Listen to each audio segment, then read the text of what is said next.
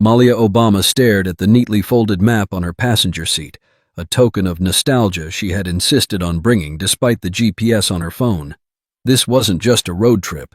It was a declaration of freedom. After grueling years of academic rigor, she had earned this moment. A journey to celebrate not only her graduation, but her resilience. Her destination was Birmingham, Alabama, a city steeped in history and connection. But this trip wasn't about history. It was about her. The open road was her chance to breathe, think, and simply be. As the morning sun crept higher into the sky, Malia set off from her Washington, D.C. apartment, the playlist she'd curated humming softly in the background. The car felt like her cocoon, carrying her through rolling fields and quiet highways.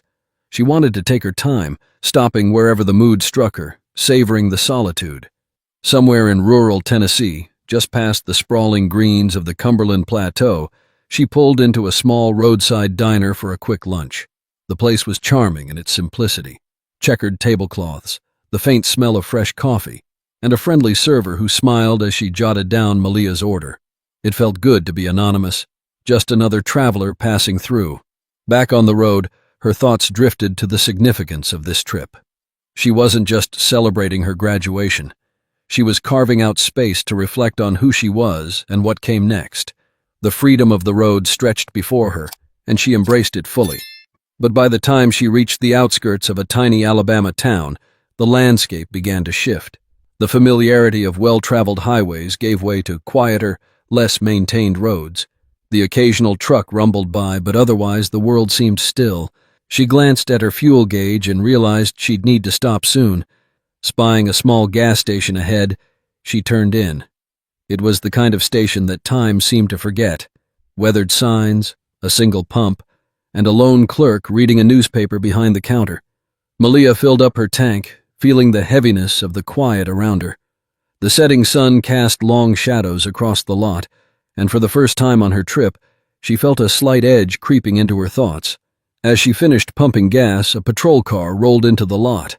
Malia noticed the officer glance her way, his expression unreadable. She offered a polite nod and turned back to her car, brushing off the faint prickle of discomfort. She reminded herself that she had done nothing wrong and had every right to be here, just like anyone else. Sliding back into the driver's seat, she pulled onto the main road, eager to put the stop behind her. She didn't know it yet, but her journey was about to take a sharp and unexpected turn. The last rays of sunlight had dipped below the horizon when Malia saw flashing blue and red lights in her rearview mirror. Her chest tightened. She knew the routine. Pull over, stay calm, comply, but something about this felt off. She slowed her car to the shoulder, her mind racing. What could they want? She wasn't speeding, her registration was current, and she hadn't broken any laws. The officer approached her window briskly, his flashlight sweeping across her interior before settling on her face. "License and registration," he said curtly. His tone wasn't one of mere procedure. It carried a sharpness that immediately put her on edge. Malia handed over her documents, her hands steady but her voice cautious. "Is there a problem, officer?" The man studied her license intently, his eyes narrowing at the name. "Obama," he said slowly, as if tasting the word for the first time. "As in the Obamas?" She nodded slightly, unsure of how to respond. The officer's lips curled into a smirk. "You're driving a pretty nice car for these parts," he remarked, his voice thick with insinuation. "Mind telling me where you're headed?" "To Birmingham," Malia replied, keeping her tone even. "I'm on a road trip." The officer straightened, his expression hardening. "Step out of the car," he ordered. Malia's heart thudded painfully in her chest. "Why?" she asked, her voice firm but not confrontational. She needed to understand what was happening. "Don't make me repeat myself," he snapped. "Step out of the car." Her instincts screamed at her to comply, so she unbuckled her seatbelt and opened the door. The cool night air bit at her skin as she stood on the shoulder, the patrol car's headlights casting long, harsh shadows. Within moments, another patrol car pulled up, and a second officer joined the scene. He was taller, more imposing, and immediately exuded authority.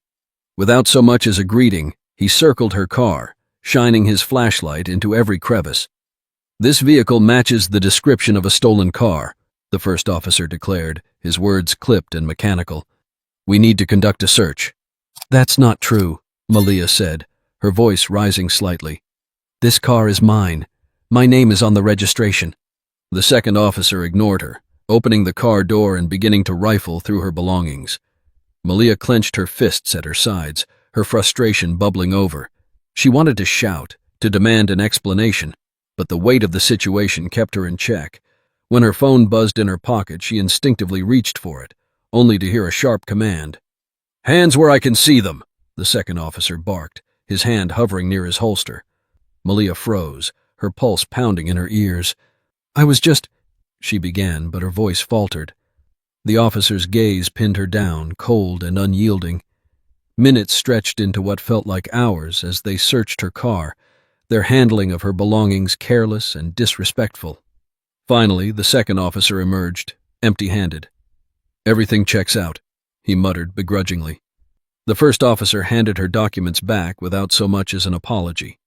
You're free to go, he said, his tone dismissive. Malia stared at them, her anger finally spilling over. Why was I stopped in the first place? She demanded. The officers exchanged a glance before the first one replied, You matched the description of a stolen vehicle. His vague excuse did nothing to satisfy her. Humiliated, furious, and shaken, Malia got back into her car. As she drove away, the adrenaline began to wear off, leaving her with a deep, simmering anger. She replayed the encounter in her mind, each detail cutting deeper than the last. When she finally reached Birmingham hours later, her body felt heavy with exhaustion. But more than that, she felt a fire igniting within her, one that wouldn't let her remain silent. The door to her hotel room clicked shut, and for the first time since the incident, Malia exhaled deeply. She sank onto the edge of the bed, her mind racing with fragments of what had happened, flashing lights, harsh commands, and the weight of the officer's words lingering in her ears. Her body felt drained, but her thoughts were relentless, looping the encounter like a cruel replay.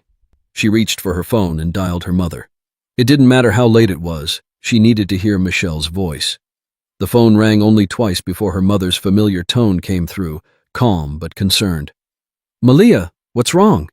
Michelle's intuition was sharp, her worry evident even without details. Malia's voice cracked as she began recounting the events. She tried to keep her tone steady, but as the words spilled out, her anger and frustration broke through. They treated me like I was a criminal, Mom. They didn't believe who I was. They didn't care. They just saw me and assumed the worst. Michelle listened silently, allowing Malia the space to vent. When her daughter finished, there was a long pause before Michelle finally spoke. Malia, what happened to you is something your father and I have faced more times than I can count. This isn't new, but it never gets easier. Barack's voice chimed in. He had been listening on speakerphone. It's not fair, Malia, but the question now is, what do you want to do about it? You can let it break you, or you can use it to build something stronger. Malia's emotions wavered between frustration and helplessness. But what can I even do? It's not like this is the first time something like this has happened to someone. What difference does it make? Michelle's tone shifted, gentle but resolute. It makes all the difference when you decide to speak out. Your voice is powerful, Malia. You've seen what silence allows to continue. This is your chance to do something, not just for yourself, but for every person who's been through this. Her father added, You've been given a platform, whether you like it or not. Use it. Speak the truth, and don't let fear stop you. Malia sat quietly, her parents' words sinking in. The fire that had sparked earlier in the night began to grow. They were right. She had a voice, and she had the means to use it. This wasn't just about her. It was about every unjustified stop, every assumption, every indignity faced by others who couldn't speak up. The next morning, as sunlight streamed through her hotel window, Malia made her decision. She wasn't going to let this moment fade into silence. She called a civil rights attorney, recounting every detail of her encounter. The attorney listened attentively and assured her that her case was significant, part of a much larger pattern that needed addressing. Later that day, Malia sat down with her laptop, her fingers hovering over the keyboard. The words came slowly at first, but soon her thoughts flowed freely. She wrote about the stop, the humiliation, and the anger.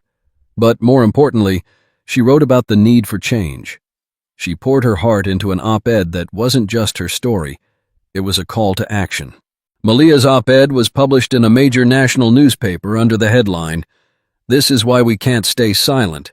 In it, she detailed her harrowing encounter on that dark Alabama road and connected it to the larger issue of systemic bias in law enforcement. The piece wasn't just a recounting of events, it was a plea for accountability and change. Her words struck a chord, resonating with readers from all walks of life. The response was overwhelming. Messages flooded her inbox, stories from people who had experienced similar treatment, words of encouragement, and even criticism. But Malia didn't back down. She knew the power of the narrative she had unleashed. The op-ed had lit a fire, and now she had to fan its flames. A week later, she stood in front of a packed room at a press conference organized by a prominent civil rights organization. Cameras flashed, and the murmur of reporters filled the air. Malia adjusted the microphone, her heart pounding in her chest. But as she looked out at the crowd, her nerves melted into resolve. "This isn't just about me," she began, her voice steady and strong. "This is about a system that sees people like me as suspicious simply for existing. It's about the countless individuals who face this kind of treatment daily but don't have the platform to speak out. I'm here because this stops now." Her words rippled through the room, striking a balance between vulnerability and strength. She shared her experience in detail, her voice never wavering. When she finished, the room erupted into applause, but Malia's mind was already on what came next. Over the following weeks, Malia threw herself into the fight. She collaborated with civil rights groups, meeting with lawmakers to advocate for federal legislation addressing racial profiling. She appeared on talk shows, where she spoke candidly about her experience and the broader implications of prejudice in law enforcement. Her face became a symbol of the movement, but Malia remained focused on the cause. One of her most significant moments came during a meeting with Senator Carla Torres, a longtime advocate for criminal justice reform. Together, they drafted a proposal for a federal anti-profiling bill. The bill outlined mandatory training programs for law enforcement, strict accountability measures for misconduct, and a national database to track incidents of racial profiling. In every interview, Malia's message was clear. This isn't about blame. It's about fixing what's broken. We can't ignore these issues anymore. We owe it to the next generation to do better. Her advocacy inspired others to step forward, sharing their stories and joining the movement. A viral hashtag emerged, amplifying voices across the nation. People from all corners of the country rallied behind her, calling for tangible change. But not everyone supported her efforts. Critics accused her of using her family's name for personal gain or claimed she was exaggerating the incident. Malia faced the backlash head-on, addressing it with composure. "This isn't about me," she reiterated. "It's about all of us." Through it all, Michelle Obama was by her side, offering guidance and encouragement. During late-night phone calls, her mother's words echoed in her mind. "Every movement starts with a voice willing to say, 'Enough.'" Malia carried that sentiment with her, using her platform to amplify not just her own story, but those of countless others. Months passed, and the ripples of Malia's advocacy continued to spread. The proposed federal anti-profiling bill gained momentum, with lawmakers from both sides of the aisle debating its merits. The media followed every development, and Malia remained at the forefront, attending hearings and giving testimony about her experience. The Alabama Police Department involved in her case issued a formal apology and announced sweeping reforms, including mandatory bias training and increased oversight. The 2 officers who had pulled her over were suspended, and the department faced pressure from activists to ensure long-term accountability. For Malia, the most meaningful impact wasn't in the headlines or the legislative chambers, it was in the stories she heard from others. At rallies and town halls, people approached her with gratitude, sharing how her bravery had inspired them to confront their own fears and speak up. Parents told her they were teaching their children about their rights, emboldened by her example. One evening, as she prepared to speak at a college campus event, her phone rang. It was her father. "I just wanted to tell you how proud I am," Barack said, his voice warm and steady. "You've turned something painful into something powerful." "That's not easy, Malia." She smiled, her eyes misting. "I'm just doing what you and Mom always taught me, to stand up for what's right." The event that night was electric. Students filled the auditorium, many wearing shirts emblazoned with slogans from the movement. As Malia took the stage, she felt a deep sense of purpose. "When I was stopped on that road in Alabama, I felt small," she began, her voice carrying across the room. "But now, I realized that moment wasn't about shrinking, it was about growing. It was about finding the strength to stand tall, not just for myself, but for everyone who's been made to feel less than.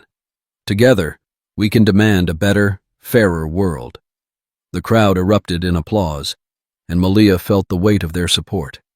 It wasn't just her fight anymore, it was a collective mission to challenge injustice and push for progress. As the weeks turned into months, Malia's efforts bore fruit. The anti-profiling bill passed through Congress, marking a significant step toward accountability in law enforcement. While it wasn't a cure-all, it was a start, a tangible result of voices refusing to be silenced. In quieter moments, Malia reflected on how far she had come since that night on the Alabama road. What had started as an experience of humiliation and fear had transformed into a journey of empowerment and change. She wasn't naive. She knew the fight was far from over, but she also knew the power of taking a stand, of using her voice to ignite conversations that mattered. Michelle often reminded her, "Courage doesn't mean you're unafraid. It means you act even when fear is there." Those words became her mantra as she continued to push for justice, her resolve unshaken. Malia's story became more than just a headline. It became a symbol of resilience, advocacy, and the power of speaking truth to power. And in the years to come, as the world continued to grapple with systemic inequities, her voice remained a beacon for those striving to create a future rooted in equality and respect.